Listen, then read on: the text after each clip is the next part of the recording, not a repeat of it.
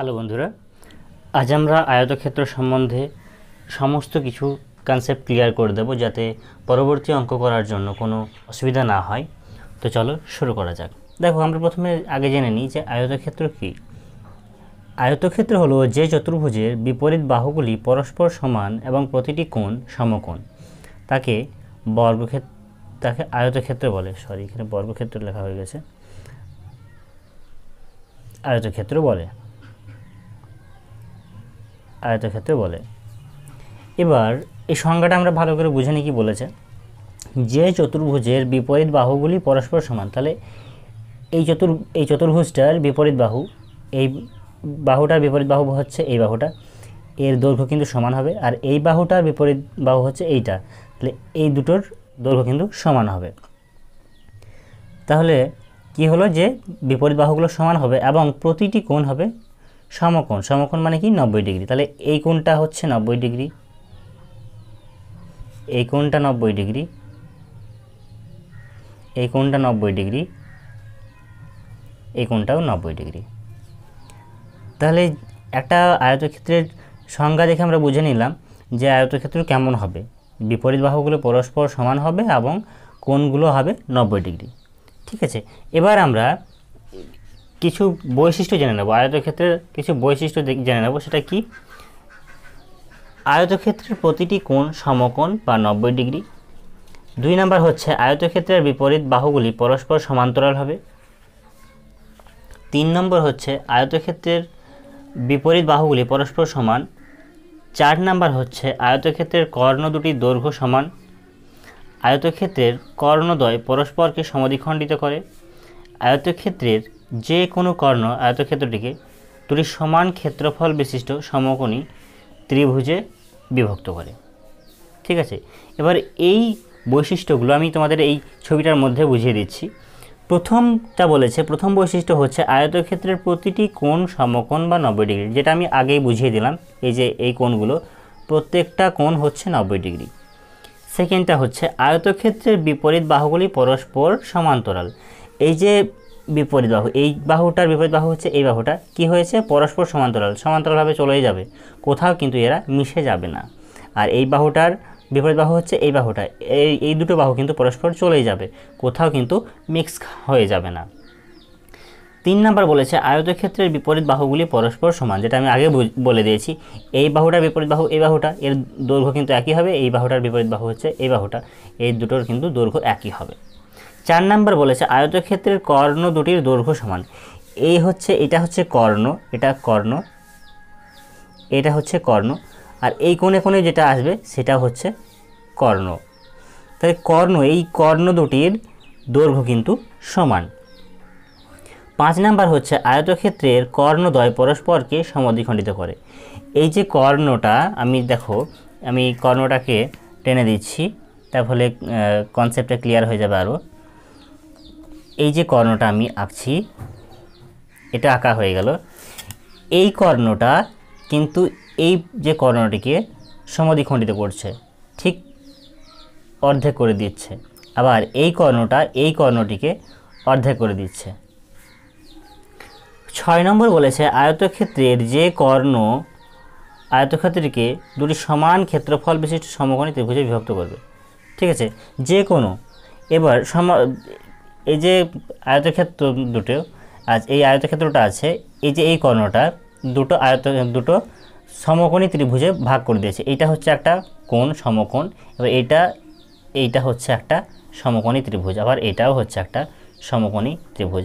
আমি যদি এই কর্ণটিকে ধরি, তাহলে এই কর্ণটি কিন্তু এই দুটো সমকোণী ত্রিভুজে বিভক্ত হয়ে গেছে। এই চতুর্ভুজটি, এইটা একটা আর এইটা একটা।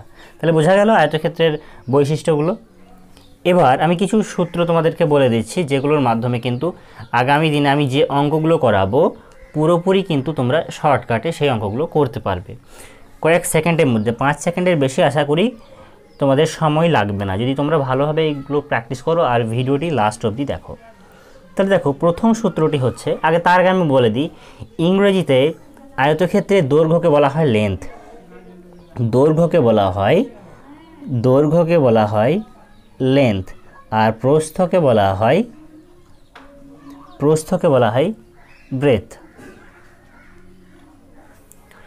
এবার দেখো প্রথম সূত্রটি কি? নাম্বার 1, আয়তক্ষেত্রের পরিসীমা।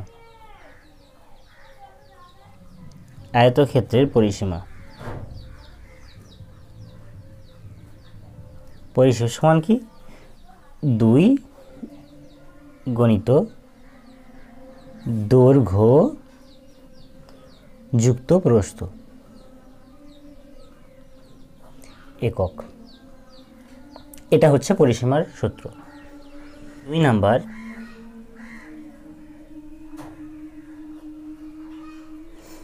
নাম্বার, কি বলা আছে? 2 নাম্বার বলা আছে আয়তক্ষেত্রের ক্ষেত্রফল।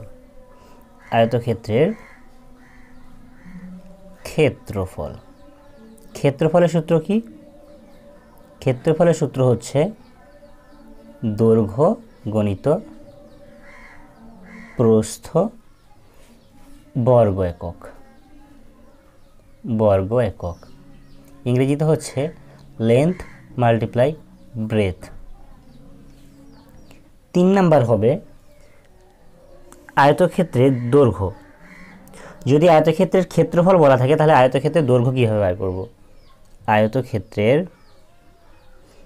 আয়তক্ষেত্রের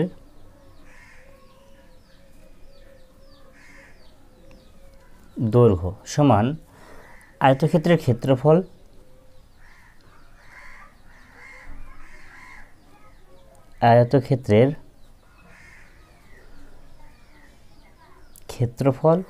বাই প্রস্থটাও কিন্তু দেওয়া থাকবে অঙ্কে। আয়তক্ষেত্রের ক্ষেত্রফল দেওয়া থাকবে এবং প্রস্থ দেওয়া থাকবে, তখন দৈর্ঘ্য বার করতে বলা হবে। তাহলে এইভাবে এই সূত্রের মাধ্যমে কিন্তু বার করা যাবে। এবার যদি আয়তক্ষেত্রের দৈর্ঘ্য ও প্রস্থের অনুপাত বলা থাকে এবং ক্ষেত্রফল বলা থাকে, তখন কিভাবে আমরা আয়তক্ষেত্রের দৈর্ঘ্য বার করব সেটা দেখে নিই। আয়তক্ষেত্রের দৈর্ঘ্য সমান হচ্ছে √of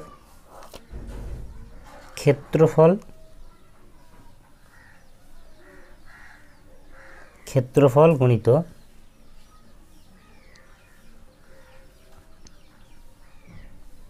দৈর্ঘ্য ও প্রস্থের অনুপাত। 4 নাম্বার হলো আয়তক্ষেত্রের প্রস্থ। যদি আয়তক্ষেত্রের ক্ষেত্রফল দেওয়া থাকে এবং দৈর্ঘ্য দেওয়া থাকে, তাহলে পরে আয়তক্ষেত্রের প্রস্থর সূত্রটি হবে আয়তক্ষেত্রের ক্ষেত্রফল বাই দৈর্ঘ্য। আর যদি আয়তক্ষেত্রের প্রস্থ বার করতে দেওয়া থাকে এবং সেখানে যদি দৈর্ঘ্য ও প্রস্থের অনুপাত দেওয়া থাকে এবং ক্ষেত্রফল দেওয়া থাকে, তাহলে সূত্রটি কীভাবে বেরোবে? তাহলে উত্তর বার করা যাবে √of ক্ষেত্রফল গণিত প্রস্থ ও দৈর্ঘ্যের অনুপাত। বোঝা গেল। আয়তক্ষেত্রের কর্ণের সূত্রটা কি? আয়তক্ষেত্রের কর্ণের সূত্র হলো √of দৈর্ঘ্য স্কোয়ার প্লাস প্রস্থ স্কোয়ার। আবার আয়তক্ষেত্রের যদি একটি বাহু ও কর্ণ দেওয়া থাকে, তাহলে অপর বাহুর দৈর্ঘ্য কত সেটা কি করে বার করব? আমরা এভাবে বার করতে হবে √of কর্ণ স্কোয়ার মাইনাস প্রদত্ত বাহু স্কোয়ার। মানে কি? প্রদত্ত বাহু স্কোয়ার অর্থাৎ যে বাহুটার দৈর্ঘ্য দেওয়া আছে সেই বাহুটা। ঠিক আছে। 6 নম্বর হলো আয়তক্ষেত্রের পরিসীমা p একক এবং কর্ণ d একক হলে আয়তক্ষেত্রের ক্ষেত্রফল কত? অর্থাৎ কি, যে আয়তক্ষেত্রের পরিসীমা যদি দেওয়া থাকে এবং কর্ণর দৈর্ঘ্য যদি দেওয়া থাকে, তাহলে পরে আয়তক্ষেত্রের ক্ষেত্রফল কত হবে? তাহলে p²/8 - d²/2। তাহলে বোঝা গেল যে আয়তক্ষেত্রের পরিসীমা যদি দেওয়া থাকে এবং কর্ণ যদি দেওয়া থাকে, তাহলে এই সূত্রটির মাধ্যমে কিন্তু আয়তক্ষেত্রের ক্ষেত্রফল বার করা যাবে। 7 নম্বর হলো আয়তক্ষেত্রের পরিসীমা p একক এবং ক্ষেত্রফল a বর্গ একক হলে আয়তক্ষেত্রের দৈর্ঘ্য ও প্রস্থের পার্থক্য হবে √p²/4 - 4a একক। এখানে p² হচ্ছে পরিসীমা এবং a হচ্ছে ক্ষেত্রফল। আর 8 নাম্বারটা হলো যদি l একক দৈর্ঘ্য এবং b একক প্রস্থ বিশিষ্ট আয়তক্ষেত্রের পরিসীমা বরাবর ভিতরে চারিদিকে w একক চওড়া রাস্তা ক্ষেত্রফল কত? ঠিক আছে, চওড়া যদি থাকে একটা রাস্তা তাহলে পরে তার ক্ষেত্রফল কত হবে। এটা কীভাবে বোঝা যাচ্ছে দেখো, আমি একটা ড্রয়িং করে দিচ্ছি, ড্রয়িং করে বোঝা যাবে। একটা আয়তক্ষেত্র আছে যার দৈর্ঘ্য হচ্ছে এল, প্রস্থ হচ্ছে বি। এবার ভিতর দিকে একটা ডব্লু একক মানে ডব্লু ফিট চওড়া একটা রাস্তা আছে, এই ডব্লু ফিট চওড়া একটা রাস্তা আছে। তাহলে এই রাস্তার ক্ষেত্রফল কত হবে, এই যে রাস্তাটা আছে এই রাস্তাটার ক্ষেত্রফল কত হবে। এটার জন্য সূত্রটা হচ্ছে 2w into L plus B plus 2w, ঠিক আছে, বর্গ একক। এই সূত্রের মাধ্যমে কিন্তু এটা নির্ণয় করা যাবে। পরের ভিডিওটা দেখার জন্য চ্যানেলটিকে সাবস্ক্রাইব করে